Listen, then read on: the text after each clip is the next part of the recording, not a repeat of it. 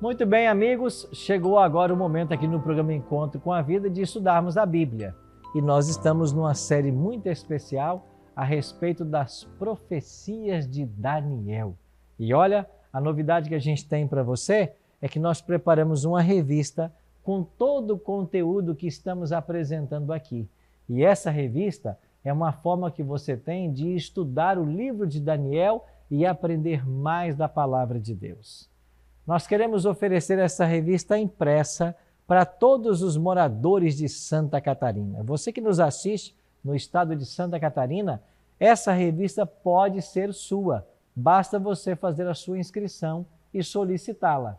Você pode solicitá-la através do nosso site, encontrecomavida.tv, acesse ao site, coloque os seus dados postais e nós vamos entregar essa revista na sua casa. Ou você pode pedi-la pelo nosso WhatsApp. O nosso número é 48 3281 3075. Esse é o WhatsApp do programa. Você manda para esse número uma mensagem. Eu quero a revista de Daniel. Nós vamos mandar um link para você. Você clica nesse link, coloca os seus dados postais e a equipe do programa, alguém da equipe do programa, vai entregar essa revista no endereço que você colocar. Lembrando que essa revista é um presente do nosso programa para você. Você não paga nada por ela, é um presente. Agora, eu quero fazer um convite todo especial também para você que é morador aqui em Santa Catarina, porque eu quero ter a alegria de estudar os temas dessa revista presencialmente com você. Aonde eles irão acontecer? Todos os domingos à noite, 8 da noite, eu estou lá na Igreja Adventista de Tubarão. A nossa igreja fica na rua Luiz Martins Colasso, 570, ao lado do Colégio Adventista, no centro de Tubarão. Todos os domingos, 8 da noite. E para você que mora na cidade de Porto Belo, todas as quartas-feiras eu estou na Igreja Adventista do Perequê, aí na cidade de Porto Belo. A nossa igreja fica na rua Olinda Peixoto, 611, no bairro Perequê. Todas as quartas, às 8 da noite, eu estarei aí com você para nós juntos estudarmos a palavra de Deus. Tá bem? Você é o meu convidado, será muito bem-vindo, bem como sua família. Pronto para avançarmos no estudo? Hoje nós iremos estudar o capítulo 3 do livro de Daniel. E o tema Prova de fogo. Esse é o tema que vamos estudar hoje. Lembra da história dos amigos de Daniel sendo lançados na fornalha de fogo ardente? Os jovens hebreus na fornalha é o tema de hoje. Antes, vamos orar? Pai Celeste, muito obrigado pelo privilégio de estarmos reunidos mais uma vez para estudarmos a Tua Palavra. Suplicamos que o Teu bom e Santo Espírito esteja com todos nós e que agora a nossa mente se abra à compreensão e o nosso coração se abra à aceitação da Tua vontade para a nossa vida. Oramos em nome de Jesus. Amém. Obrigado, amigo, obrigado, amiga, por ter orado comigo. Vamos então ao capítulo 3 do livro do profeta Daniel. Nesse capítulo, encontramos aí um paralelo com o livro do Apocalipse. Daniel capítulo 3 e Apocalipse capítulo 13, eles formam um lindo paralelo desses dois livros proféticos, apocalípticos. E hoje você vai entender um pouquinho mais desse paralelo. Mas a pergunta que muitos se fazem é: por que os amigos de Daniel passaram por uma prova tão severa? Porque hoje nós também somos chamados a enfrentar várias provas, várias tribulações. Nós iremos olhar para a Bíblia e vamos entender melhor esse assunto agora. Olha o que escreveu o apóstolo Pedro. Amados, não estranheis o fogo ardente que surge no meio de vós, destinado a provar-vos, como se alguma coisa extraordinária vos estivesse acontecendo. Pelo contrário, alegrai-vos, na medida em que sois coparticipantes dos sofrimentos de Cristo, para que também, na revelação de sua glória, vos alegreis exultando. O apóstolo Pedro diz que nós devemos nos alegrar em participar do sofrimento de Cristo. Mais um texto de Pedro. Mas se sofrer como cristão, não se envergonhe disto, antes glorifique a Deus com esse nome. Eu queria chamar a sua atenção para essa expressão de Pedro. Mas se sofrer como cristão. Por que isso? Porque o sofrimento, ele pode ter duas origens. O sofrimento pode ser pelo Evangelho, por sermos fiéis a Deus, por sermos honestos com sua palavra, ou às vezes nós sofremos porque nós semeamos e agora colhemos resultados de nossa desobediência. Quando olhamos para os apóstolos que tiveram sua vida martirizada, morreram como mártires, são pessoas que morreram por amor ao Evangelho, por pregarem o Evangelho, pregar a palavra. Agora, quando falamos desse segundo tipo de sofrimento, estamos falando de pessoas que semearam a vida inteira atos de desobediência. Agora colherão os frutos. É como alguém que fumou a vida inteira e agora contrai um câncer. Existe o sofrimento por causa do Evangelho, por nossa fidelidade à palavra, e com esse sofrimento, diz Pedro, devemos nos alegrar. Mas existe o sofrimento que é resultado de nossa desobediência. Alguém que bebeu a vida inteira, depois contrai uma cirrose hepática, esse sofrimento não é que Deus lançou sobre a vida da pessoa, ele está simplesmente colhendo os frutos de um ato de desobediência que semeou ao longo de toda uma vida. Então a pergunta que tem que ser respondida é: qual é a origem do sofrimento? Se ele é o sofrimento por sua fidelidade a Deus, você deve se alegrar e glorificá-lo. Em Daniel capítulo 3, nós vamos dar sequência à história do rei Nabucodonosor. No capítulo 2, que estudamos semana passada, nós vimos que esse rei teve um sonho e ele viu uma grande e terrível estátua. Essa estátua tinha cabeça de ouro, peitos e braços de prata, quadril de bronze, pernas de ferro e os pés em parte de ferro e em parte de barro. Esses metais apontavam para 4 impérios que seriam destruídos e dariam lugar ao eterno reino de Jesus. Quando terminamos o capítulo 2 de livro de Daniel, veja a atitude de Nabucodonosor. Então o rei Nabucodonosor se inclinou e se prostrou, rosto em terra, perante Daniel, e ordenou que lhe fizessem ofertas de manjares e suaves perfumes. Disse o rei a Daniel: certamente o vosso Deus é o Deus dos deuses e o Senhor dos reis e o revelador de mistérios, pois pudeste revelar esse mistério. Assim terminou o capítulo 2 do livro de Daniel. O rei Nabucodonosor, abismado com a sabedoria e com o poder do Deus de Daniel. Mas nada como o tempo para apagar as memórias. Exatamente 9 anos se passaram desde os eventos do capítulo 2 de Daniel até os eventos do capítulo 3. E esse curto espaço de 9 anos foi o suficiente para que o rei esquecesse que há um Deus no céu que revela mistérios e que governa a história do mundo. O rei logo se esqueceu. E quando chegamos ao capítulo 3, nós temos uma intenção do rei. O que fez Nabucodonosor? Uma imagem de ouro. E essa imagem tinha 60 côvados de altura e 6 de largura. Levantou-a no campo de Dura, na província de Babilônia. O rei havia sonhado com uma estátua, com uma imagem, ele agora faz também uma imagem. No sonho do capítulo 2, a cabeça de ouro representava a Babilônia. Agora o rei faz uma imagem toda de ouro. O significado é claro: o reino da Babilônia jamais passará. Era isso que o rei estava querendo.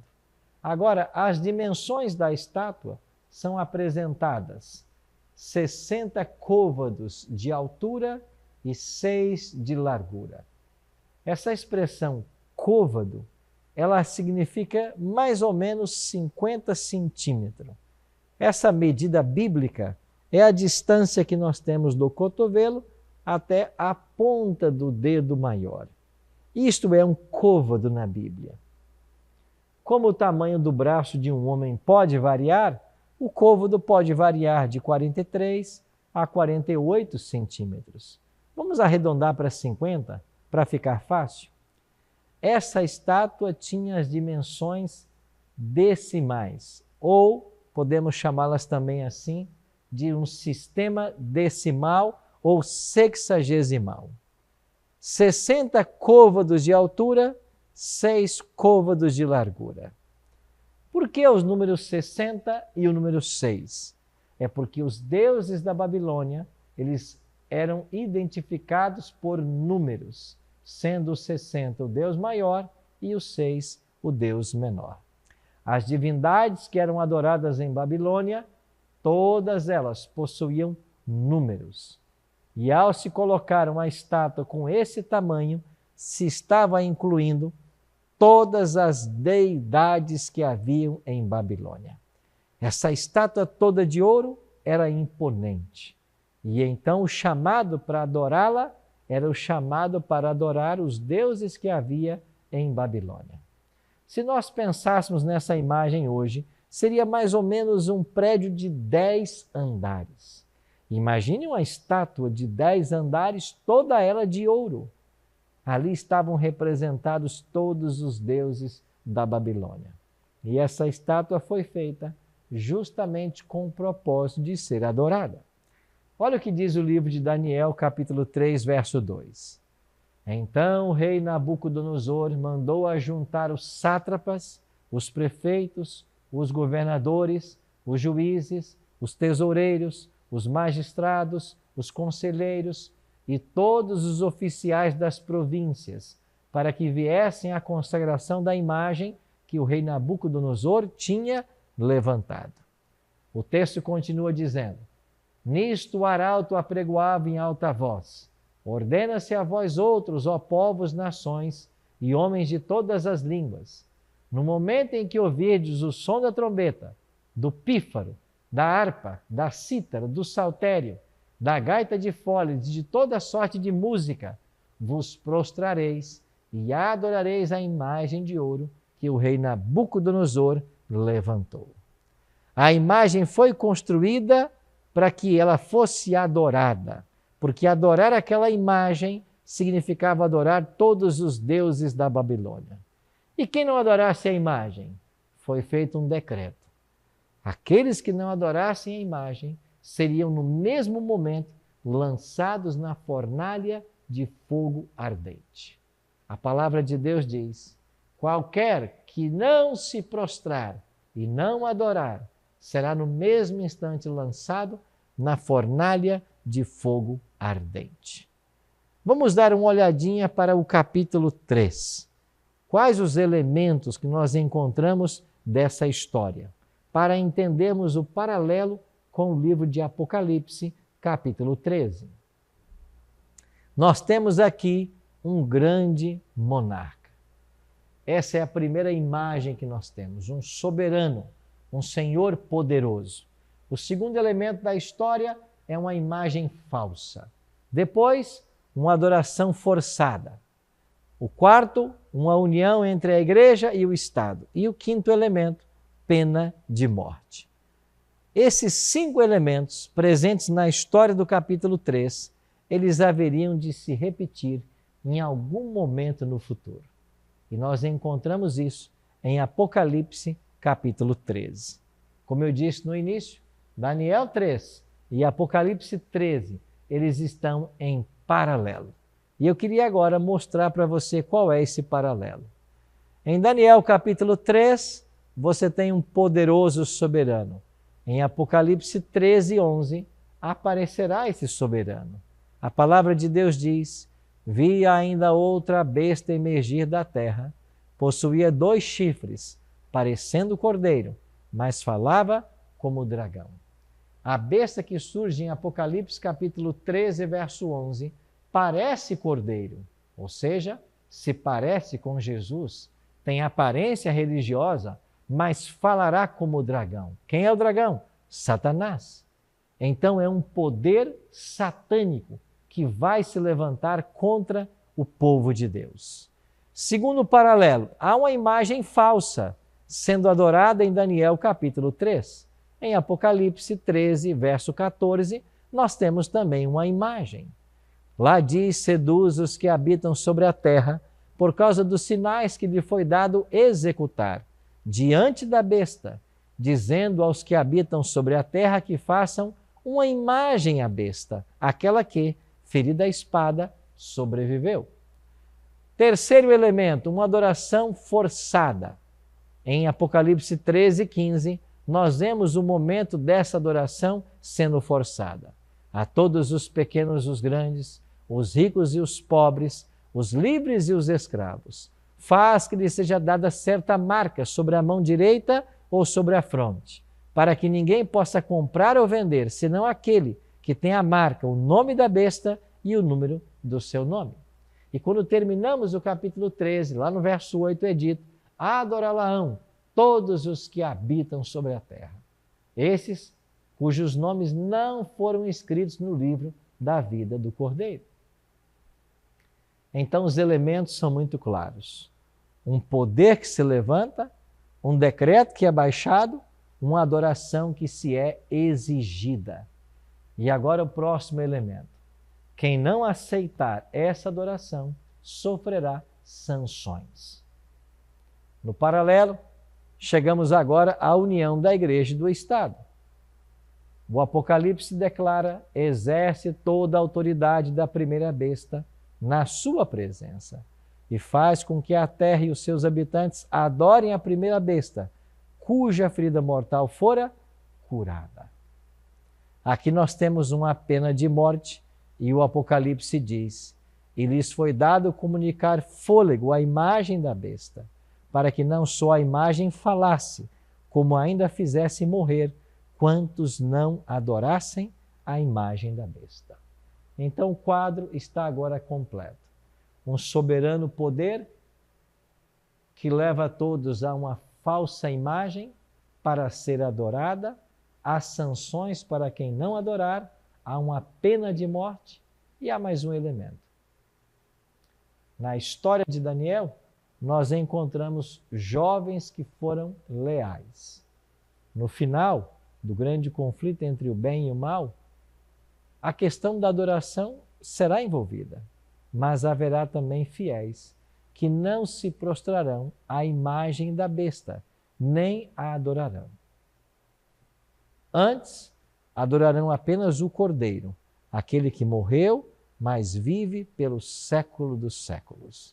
Isso quer dizer que Deus tem um remanescente fiel. Assim como teve lá em Babilônia, através dos jovens amigos de Daniel, Deus tem esse remanescente agora no tempo final. Eu e você somos convidados a fazer parte do remanescente de Deus. E como podemos fazer parte desse movimento? São aqueles que são leais a tudo o que a palavra de Deus nos ensina. Estes são os fiéis filhos de Deus. Em Daniel capítulo 3, verso 8, quando os instrumentos foram tocados, aquela multidão se prostrou na planície de Dura em adoração à imagem de ouro. Mas os amigos de Daniel, Ananias, Misael e Azarias, não se prostraram. Daniel não está aí relatado no capítulo 3. Possivelmente ele estava em alguma viagem e não estava presente nesse evento, porque se estivesse, certamente não teria se dobrado diante dos deuses da Babilônia. Mas logo vieram os mensageiros do rei e acusaram os judeus. Em Daniel 3,12 eles dizem: Há uns homens judeus que tu constituíste sobre os negócios da província da Babilônia, Sadraque, Mesaque e Abednego. Estes homens, ó rei, não fizeram caso de ti.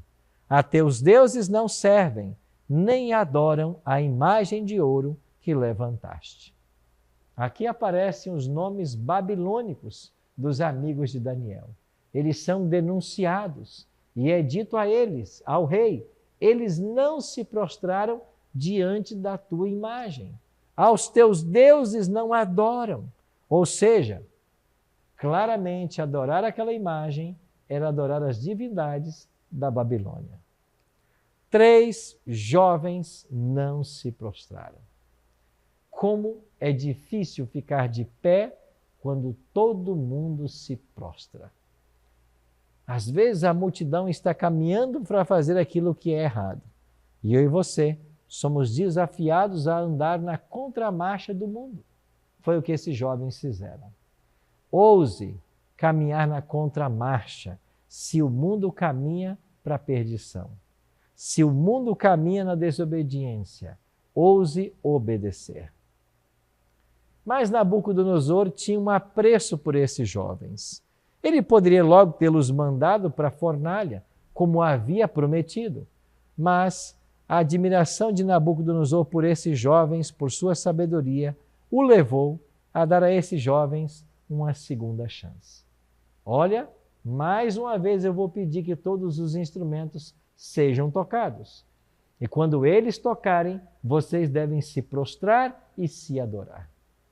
Diante dessa proposta, sabe qual foi a resposta dos jovens? Ela aparece aqui nos versos 16.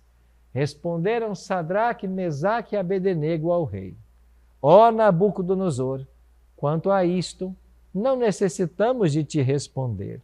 Se o nosso Deus a quem servimos quer livrar-nos, ele nos livrará da fornalha de fogo ardente e das tuas mãos, ó rei.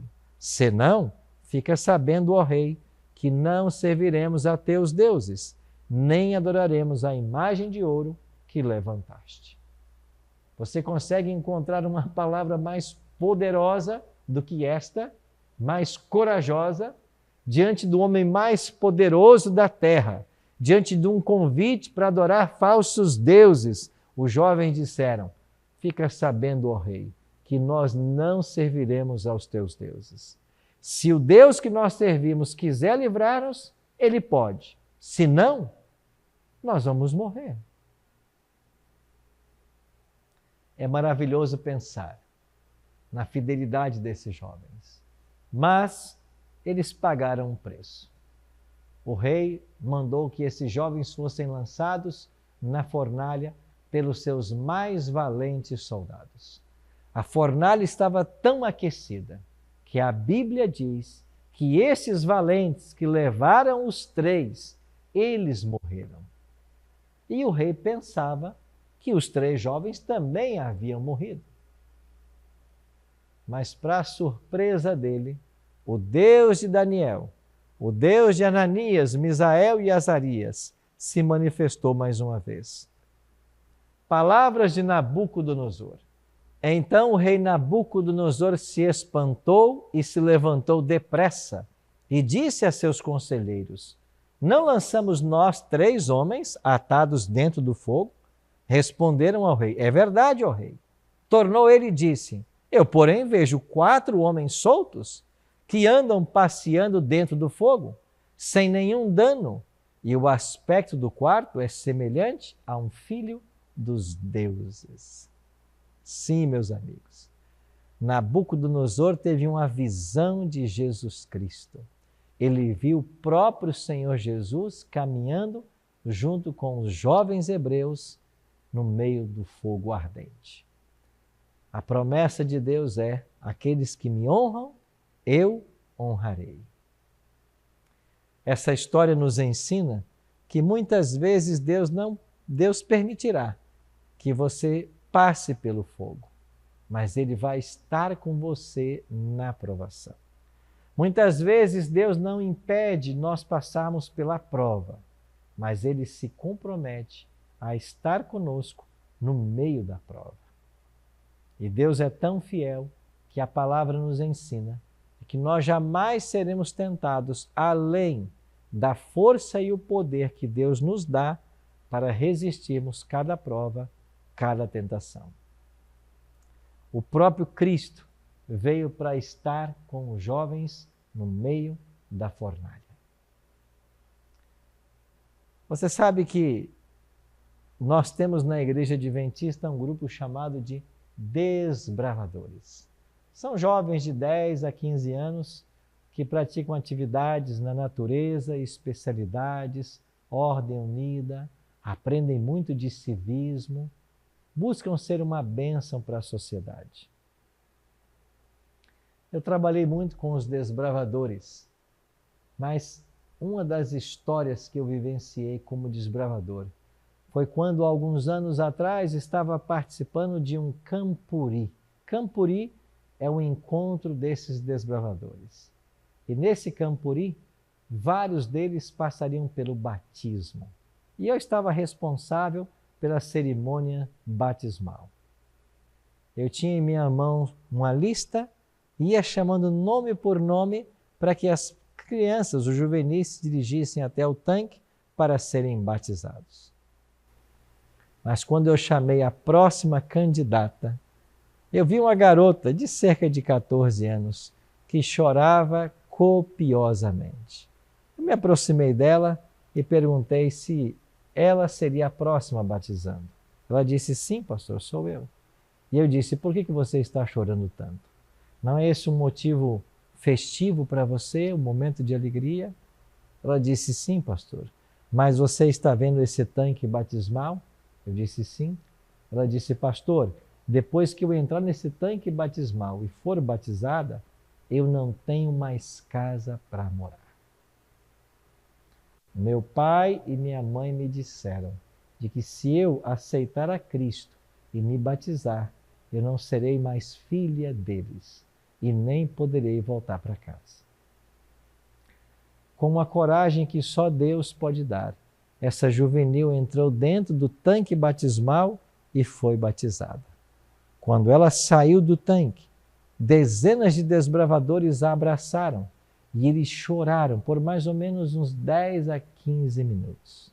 E enquanto eu testemunhava a cena, eu pensava comigo, aí está sua nova família.